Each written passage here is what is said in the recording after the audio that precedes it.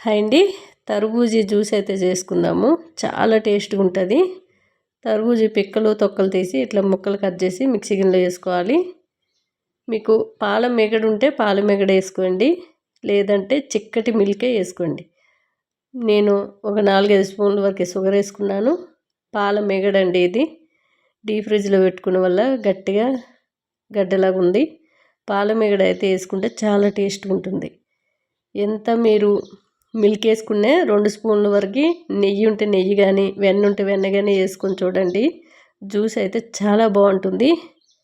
పాల మేగడ ఒక కప్పుడు పాలు, ఒక కప్పుడు నీళ్ళు, ఐస్ ముక్కలు కొన్ని మెత్తగా మిక్సీ పట్టుకుంటే చూసారా, పాల మేగడలో ఉన్న వెన్న అంతా కూడా పైకి వచ్చి ఎంత టేస్ట్గా ఉందంటే అసలు ఎన్ని గ్లాసులు తాగుతామో మనకే తెలీదు, అంత టేస్ట్గా అయితే ఉంది.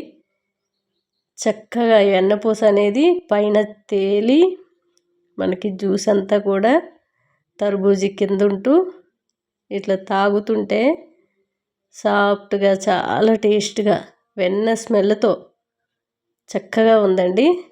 పిల్లలైనా పెద్దలైనా ఇష్టంగా తాగుతారు. ఒకసారి ట్రై చేయండి. తర్బూజీ చిక్కటి పాల మిగడ ఒక కప్పుడు, మిల్కు ఒక కప్పు నీళ్ళు, ఐస్ ముక్కలు వేసుకుంటే షుగరు. అంతేనండి.